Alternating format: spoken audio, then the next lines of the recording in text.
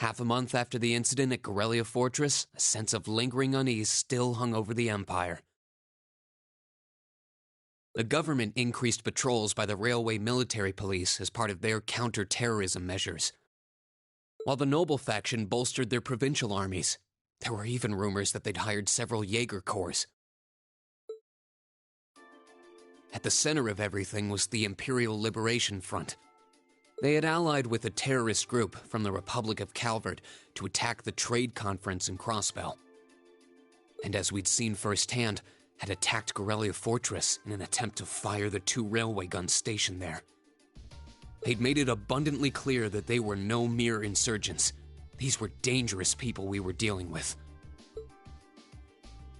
And following their attempts to target Chancellor Osborne and the Reformist faction, rumors started to spread of a possible connection between the Imperial Liberation Front and the noble faction itself. Meanwhile, new information was filtering in from Crossbell that surprised us all. During the conference, one of the representatives of Crossbell's state government made the daring declaration that Crossbell would soon declare its independence, breaking free from its neighbors Calvert and Erebonia. To no one's surprise, both the Imperial government and the noble faction dismissed it as nothing more than delusional raving. But one thing was clear: that declaration only served to increase the tension in Erebonia and across the continent.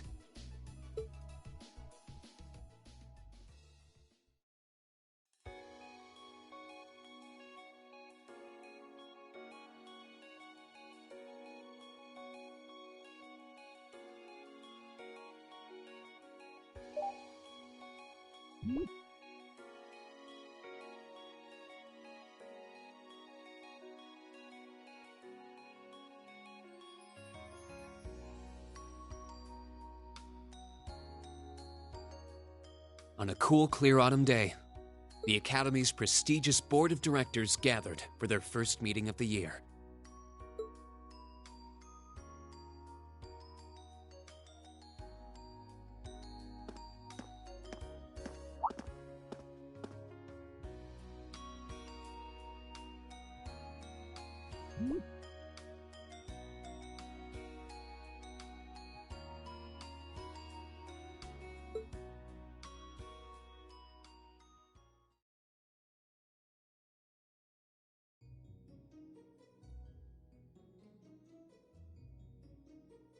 And that concludes my biannual report.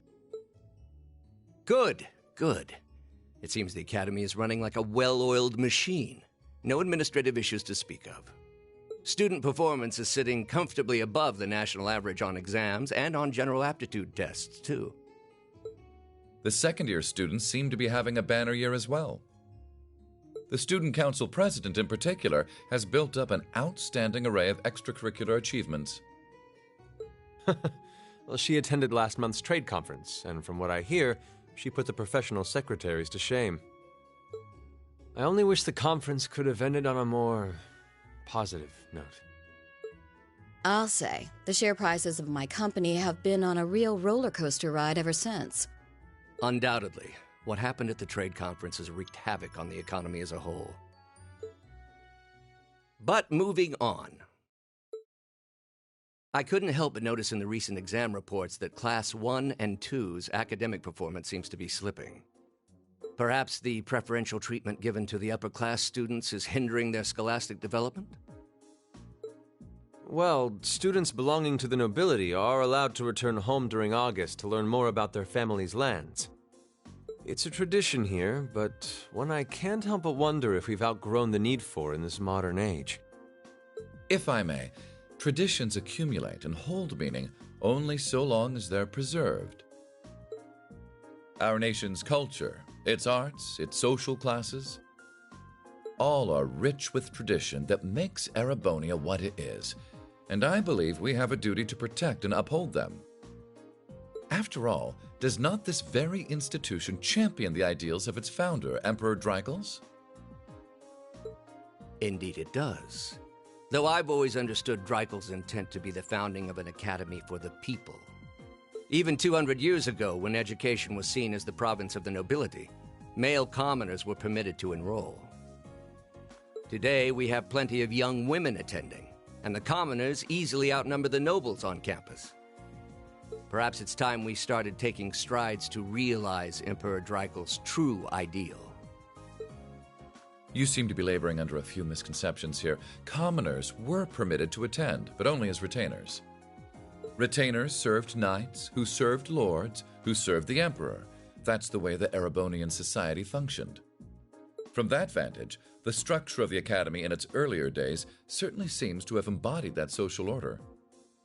And if that's so, what is there to suggest that it's not the social order itself that has become the aberration? Well, For one, if that were the case, it would be far easier for me to see my views put into practice. But I can hardly get a word in edgewise between you two. Well, I'd certainly enjoy a return to the way things were in Dreikel's time, at least in that particular respect. Our apologies, Your Highness. well, our role here is to consider your views and work toward implementing them. See what I mean? Would you be so kind as to help me out here, Principal? I'm here to moderate this board. It wouldn't do for me to express my position on the issues at hand. That said, I'm sure your passion for reform will triumph in the end, Your Highness. I suppose I should have known better than to look to my old teacher for sympathy. It warms my heart to see such a fine teacher-student relationship. Now, if I may, I'd like to steer this discussion toward a rather timely topic. We've already touched on the issues regarding the Orbal Net and the Orbal Staves, but I'd like to stress again that the adoption of new security measures for the Orbal Net should be a top priority. Well, I'm certainly inclined to agree. Though we'll have to rely on the Foundation directly, as things are looking a little shaky with the IBC. You can leave that to me. The other matter I'd like to review is the use of the Orbal Staves and the Arcus units. Or more specifically, we need to talk about how Class 7 should operate from here on out.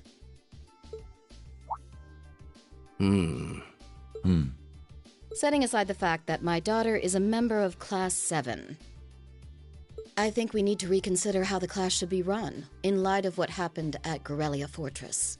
While it certainly proved an excellent chance to see what the Arcus units are capable of, I have serious doubts about whether we should carry on with these field studies, given the current political climate. It would be difficult to do so, I admit. With the terrorists at large and the problems in Crossbell unresolved, these are uncertain times. At the very least, I believe it may be in the class's best interest to cancel this month's field study. We can always resume them once the terrorists have been arrested and the situation in Crossbell calms down.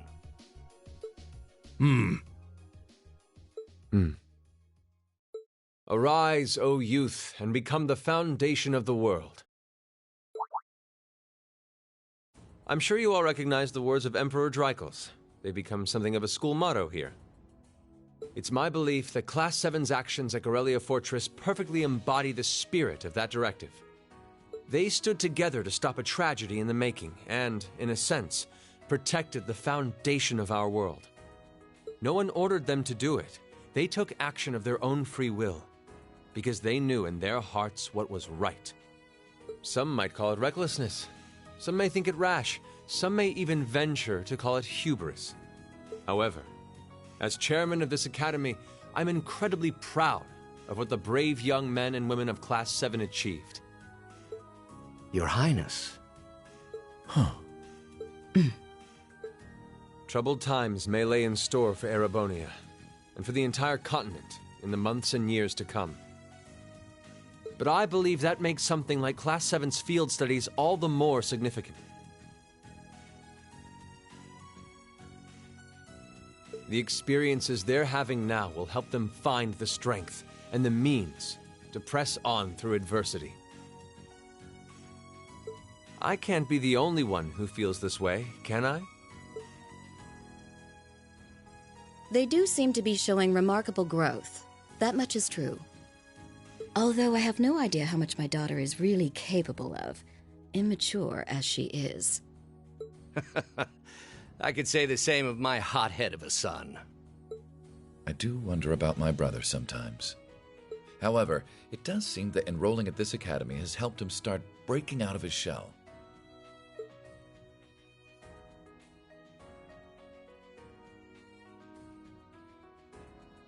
With the Academy Festival coming next month, we hadn't even planned a field study. So the issue at hand is just whether to hold a field study at the end of this month or not. I'd like to ask those in favor of going ahead with this month's field study to please raise their hands.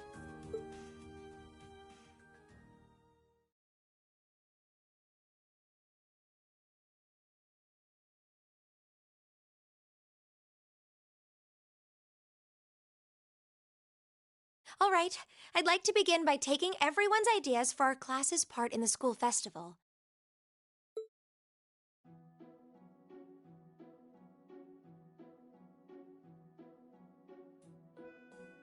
The festival will run for 2 days next month, the 23rd and the 24th.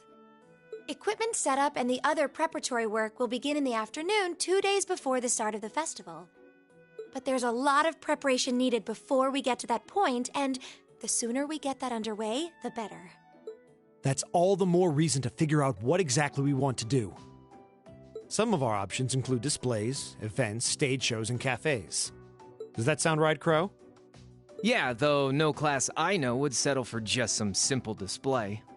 I mean, come on, no one ever said, "Boy, we better rush to get in the line for that display." Well, either way, I'd like to start by soliciting some ideas from all of you. We're just brainstorming right now, so feel free to say whatever comes to mind.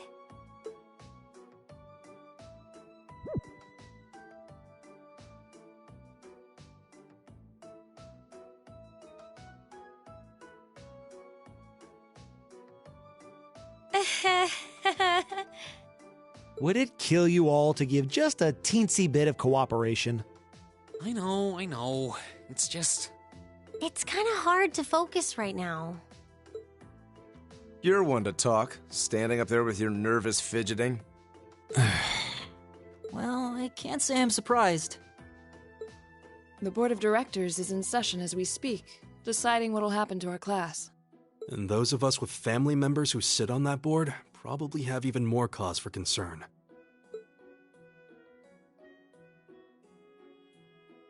You can say that again. We can't even be sure whether there'll be a field study this month. That's about the long and short of it. With everything that happened during last month's field study, it honestly wouldn't surprise me if they just canceled it.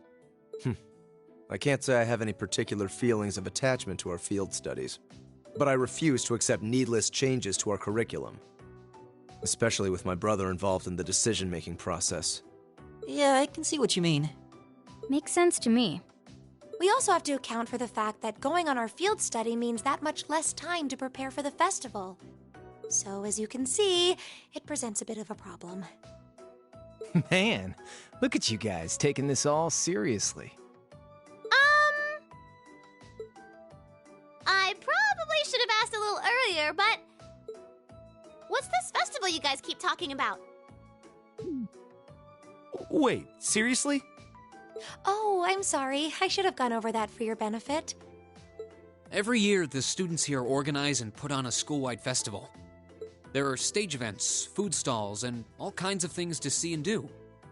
And it generally falls to each of the first-year classes to provide the main attractions. Yeah, participating is optional for the second years, since by this point they're usually focusing on their future careers.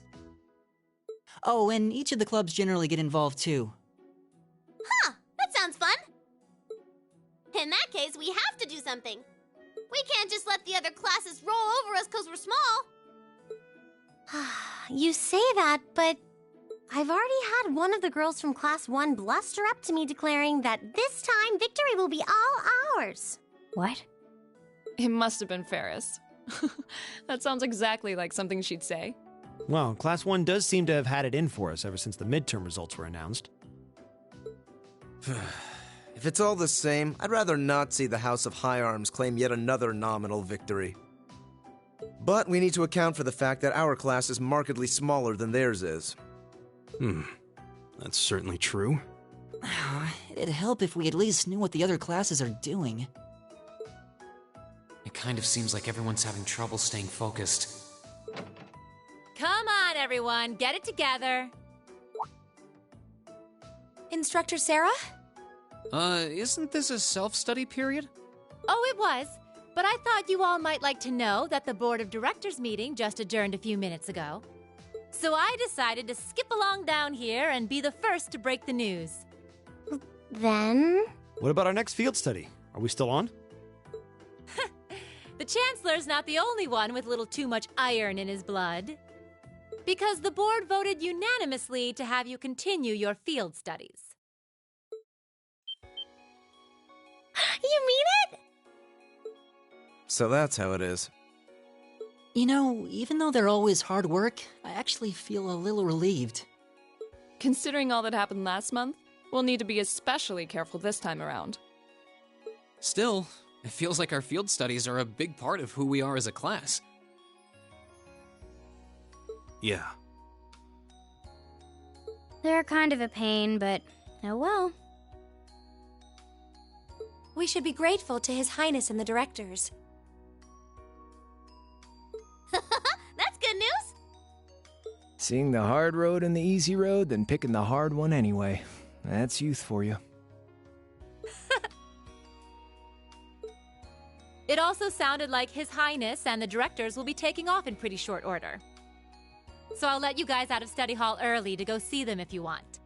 Oh. If you say so. I think I'll take you up on that.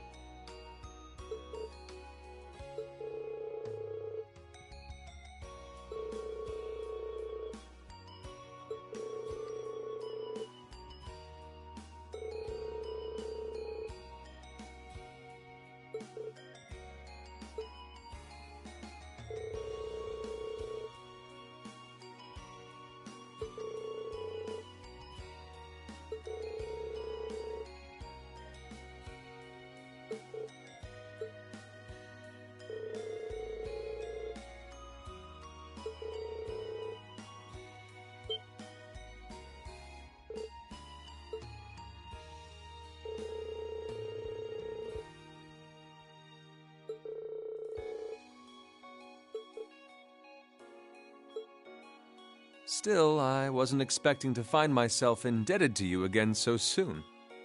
Without your intervention, the Chancellor and I would have met our maker in Crossbow. Don't mention it. We just... We're just relieved you're all okay, Your Highness. Indeed. I'm glad you were able to focus on making a positive contribution at the conference. I wish I could tell you that's exactly what I did. But I could scarcely find a place to chime in once the Chancellor and the Republic's President got going. Though the Mayor of Crossbell managed to dumbfound even them.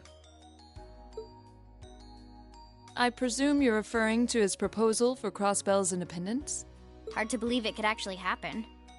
Well, as long as both Erebonia and Calvard refuse to accept it, the likelihood of it actually happening is incredibly low. Still, they're planning to hold a referendum on the issue to see if the population is in favor of it. So there'll be plenty more chances for disputes to break out over the issue. Well, neither of them want to lose all that sweet tax revenue from Crossbell. Half of it flows into the provinces too, so fat chance the noble faction's gonna take that lying down. Milliam. I swear, this kid has all the delicacy of a rock to the face.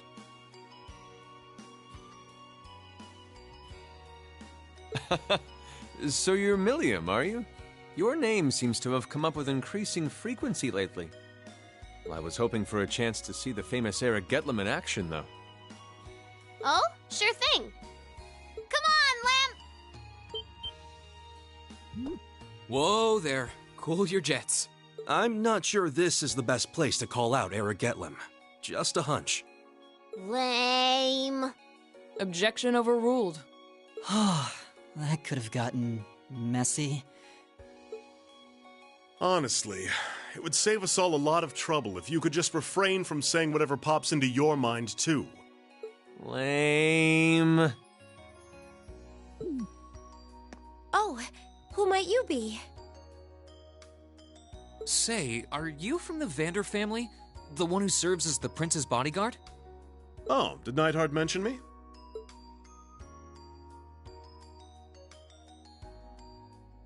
I'm Mueller Vander of the 7th Armored Division. I was with the prince at the conference in Crossbell, so I'm in your debt as well. Glad to be able to thank you personally. The honor is ours, sir. It's an honor to meet a member of the esteemed Vander family. Ah, so you're the Radiant Blade Master's daughter. And you must be a practitioner of the 8 Leaves 1 Blade style. I'm always happy to meet fellow students of the sword. Oh, and you must be the young man from Nord who my uncle wrote a reference for. Yes, that would be me. I owe a lot to Lieutenant General Vander. It sounds like he's in your debt as well, with everything that happened in Nord a few months ago. Well, you all seem like dependable young men and women. Perhaps the prince's idea had some merit to it after all. See? What did I tell you? And it's not just Class 7 either. The whole academy seems so full of life. Perhaps I should take this opportunity to break down social barriers by getting to know all of them in the academy's pool. If you really want to work up a sweat, I'd be glad to let you run back to Heimdall. If you kept up a good sprint, I'll bet you could even make it in a couple hours. You'd actually make me do it, too. Ah, cruelty. Thy name is Mueller. It's like their hearts practically beat in sync. That's certainly one way to look at it. I wonder how long they've known each other.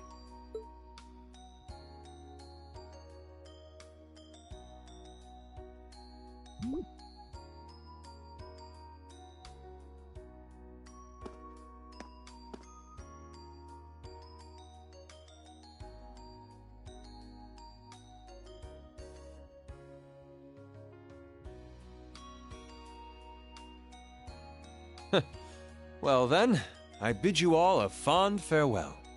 I hope we have the chance to meet again soon.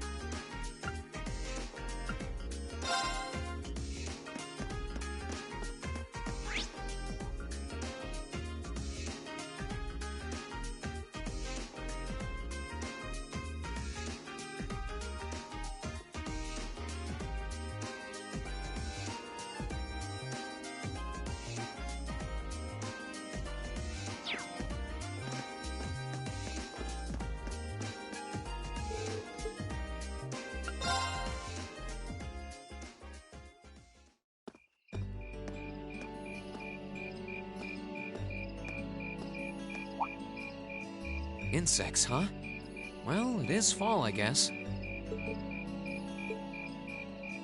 Hard to believe I've already been here half a year. The festival used to seem so far off, and now it's just next month. The past 6 months really have flown by. Huh? Is that you, Reed?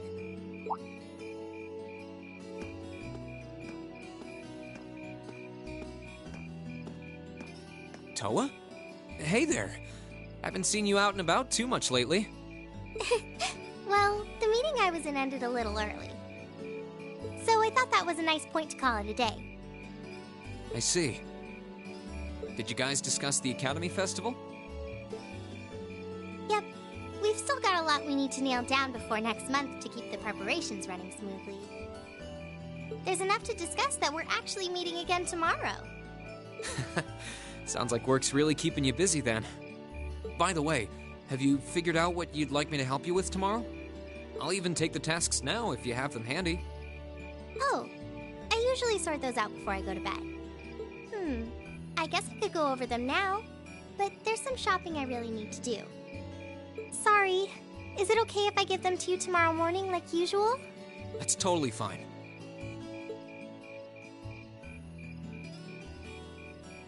Rean, there's something I want to tell you, and I'm sorry it's taken me so long to say it, but I want you and everyone from Class 7 to know how grateful I am for what you did at Corellia Fortress. Oh. It's fine, really. We've gotten plenty of rounds of thanks for it already. We just kind of ended up in the wrong place at the right time, and we were lucky the instructors were there, and... That doesn't change the fact that you saved my life. I wasn't on the same floor where the conference was being held. But if a shot from the railway guns had hit Orcus Tower, I doubt I'd be standing here today. Toa, I'm just glad you're safe. Thanks. Anyway, I feel like I'm just kind of babbling on and repeating myself now, so I'll stop myself here. Huh. She's awfully conscientious, isn't she? Oh, you said you were on your way out to do some shopping, right? Is there a lot on your list? Well, a pretty good amount, I suppose. Oh, and I just remembered I need to pick up that stuff at the bookstore, too. Then after I get everything I need at the general store, I might have to make a trip back here to drop it off. You could do that. Or I could come along with you and help carry all those bags. So how about it? No strings. I just feel like you could use a hand. Oh no, there's no way I could drag you along on all my errands. I mean, sure, it'd be a big help, but I just feel so bad asking you to do it. Ugh, that makes it sound like deep down I secretly want you to come, and that's not... Well, if it eases your conscience, there's actually something I need your advice on. It's about my class and what we can do for the upcoming festival.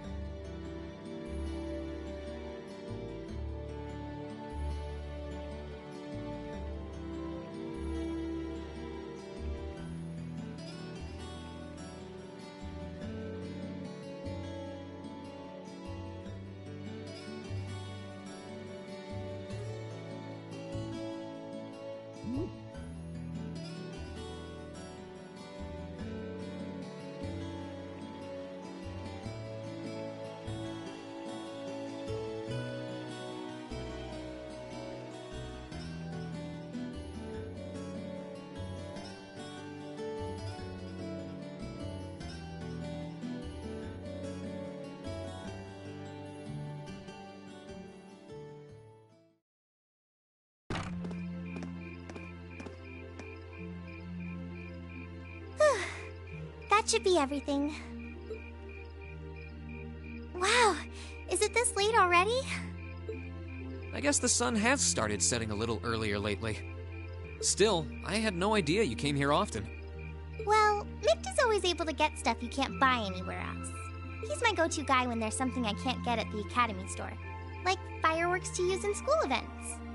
I think we even asked him for a penguin costume once, and he actually got it. Yeah, it sounds like you have a pretty unique shopping list. Uh-huh. Wait! How did you end up with all those bags? Oh no, I'm so sorry. Here. Don't worry about it. I'm fine. You're carrying plenty as it is. Sorry, Reen. Well, how about we take a break in the rest area over there? I'll buy you a coffee or something. You wanted to ask me something about the Academy Festival too, right? Ooh, yeah. That does sound like a problem.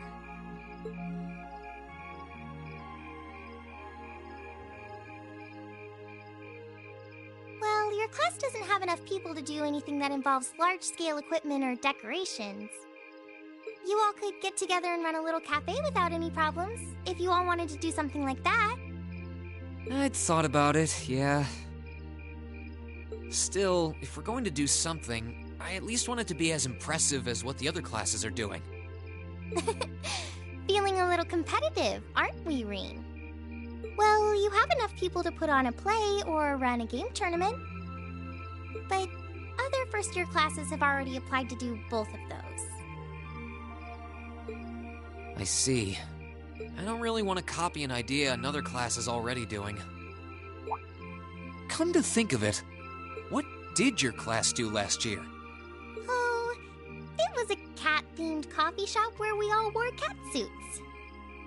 And then there was that other event I did with Angie and the others.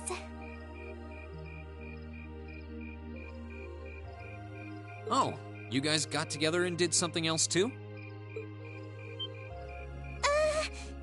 It's nothing. Just forget I said anything. We didn't put on any event, and even if we did, it wouldn't have been on stage. I think you just let the cat out of the bag. So, you guys did do something on stage? What exactly was it? Me and my big mouth.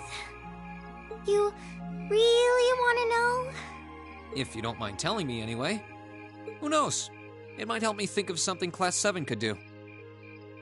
Well, if you insist, I can't turn down a chance to help a sweet, fledgling first year, especially after how much you helped me.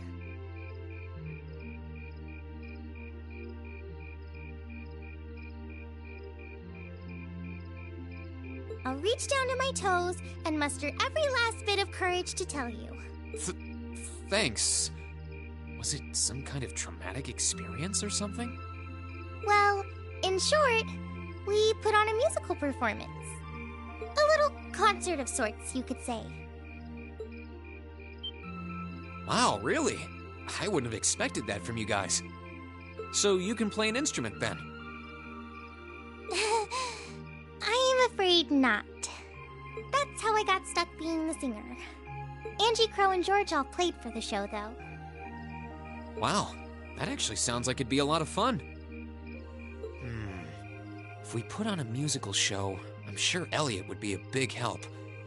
So, what kind of music was it? Classical? Folk? Show tunes? Well, it's hard to describe, but it was passionate. Really modern. I'm not sure I get what you mean. Well, it's not really a genre that's caught on in the Empire yet. You definitely wouldn't hear it played in Heimdall's Opera House, that's for sure. Huh? Alright. Do you have some free time tomorrow evening?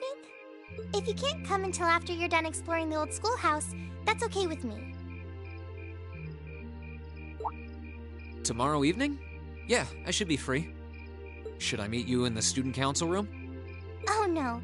Can you go to the computer room in the main school building? Sure thing. Does this have something to do with the concert you held last year? You'll just have to find out tomorrow night.